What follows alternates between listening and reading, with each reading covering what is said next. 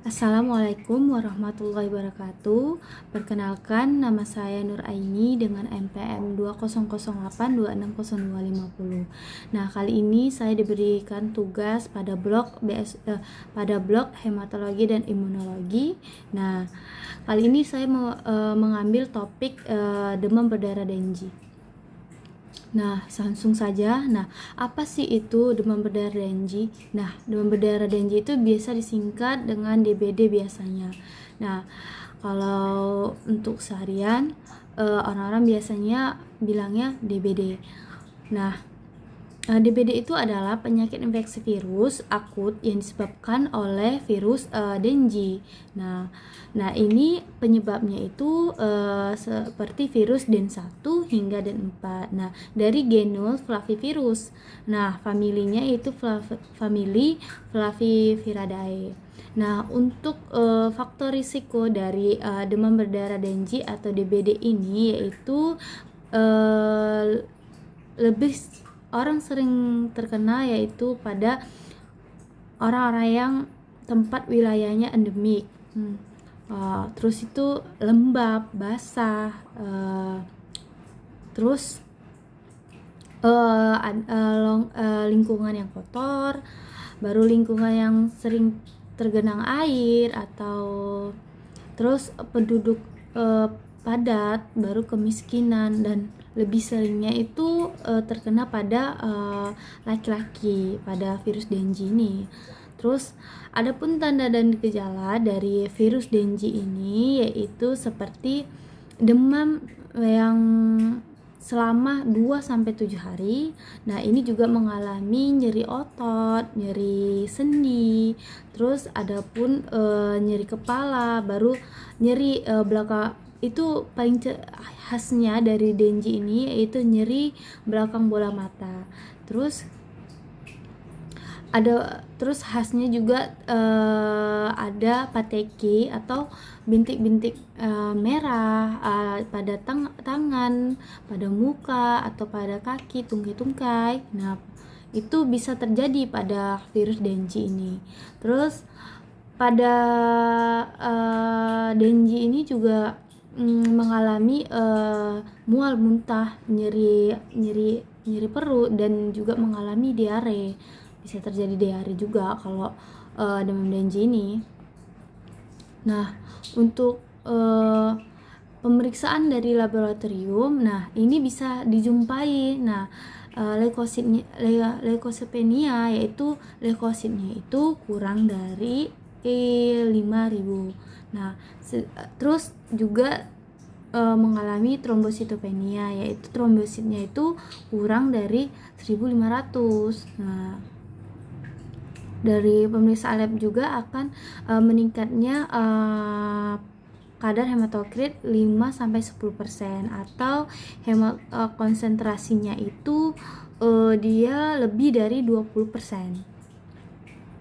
Untuk pencegahan dari demam Dengue ini yaitu untuk pencegahannya, pertama kita bisa menggunakan pakaian yang panjang, terus menggunakan lotion atau hand body untuk anti nyamuk atau anti nyamuk.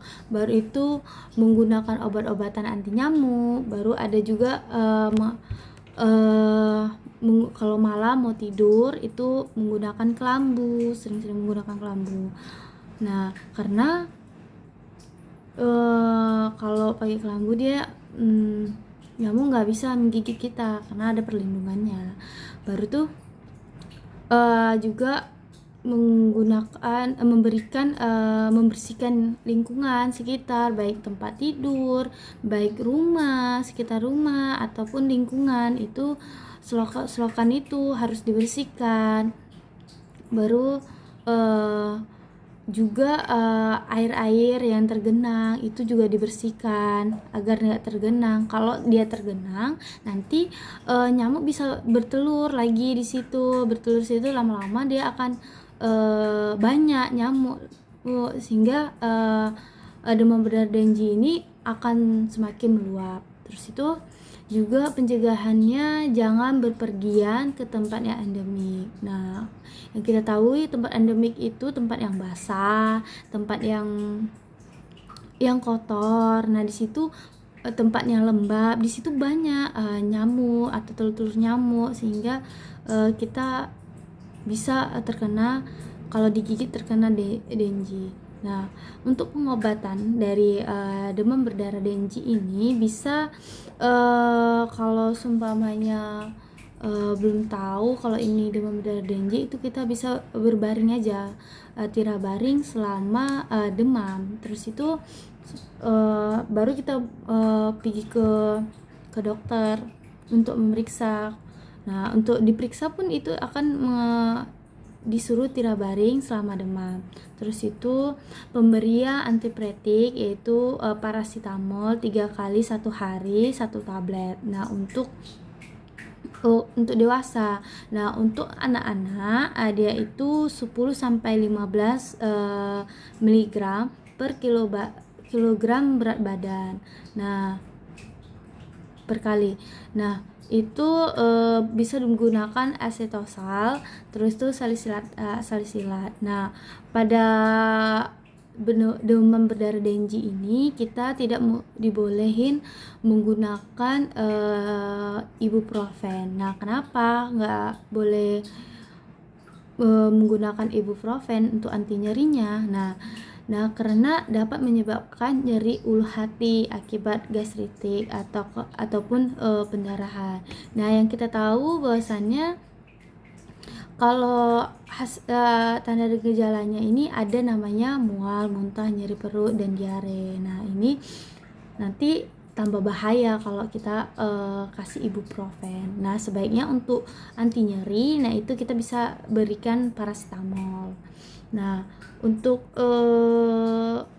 dengue ini itu dianjurkan pemberian cairan. Nah, dan bisa digunakan elektrolit atau bisa digunakan NaCl atau Eringer laktat. Nah, itu kita berikan.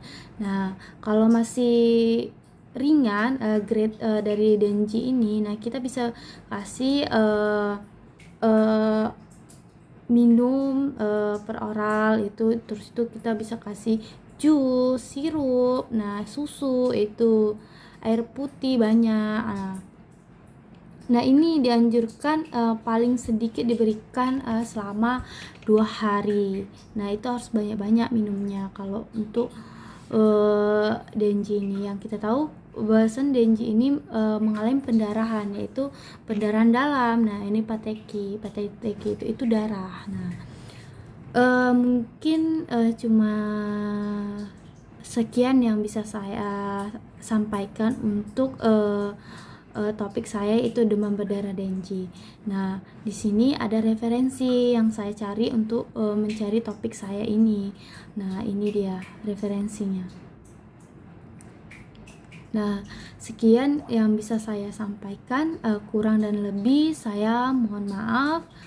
Wabillahi taufik wal hidayah. Wassalamualaikum warahmatullahi wabarakatuh.